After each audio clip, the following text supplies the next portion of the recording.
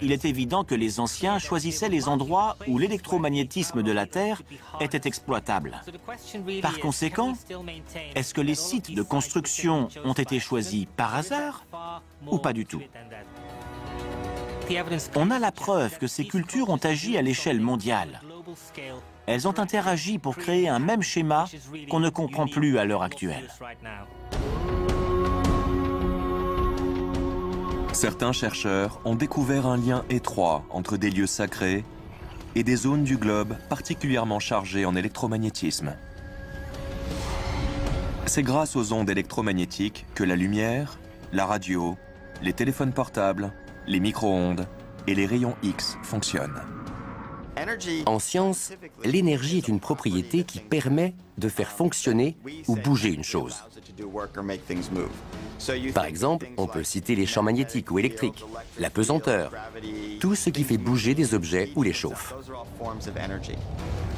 En tout cas, on sait que la Terre possède un champ magnétique qui relie différentes régions de la planète. À certains endroits, d'étranges anomalies se produisent au niveau de la pesanteur ou de l'électromagnétisme. On observe aussi des déformations de la vue.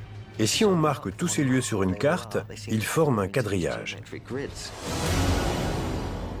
Apparemment, nos ancêtres ont cartographié la Terre très tôt, peut-être avec l'aide d'anciens astronautes. Ils ont relevé tous les lieux dotés d'une énergie singulière et tous les vortex sur les îles, dans les montagnes et la jungle, aux quatre coins du monde. C'était important pour eux, et ces emplacements sont reliés géométriquement grâce à leur longitude et leur latitude.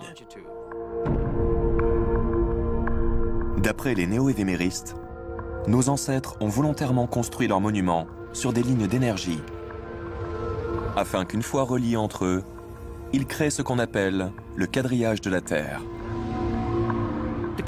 Ce concept de quadrillage suppose que la Terre est une sorte de cristal géant, autour duquel flottent des petits nodules d'énergie.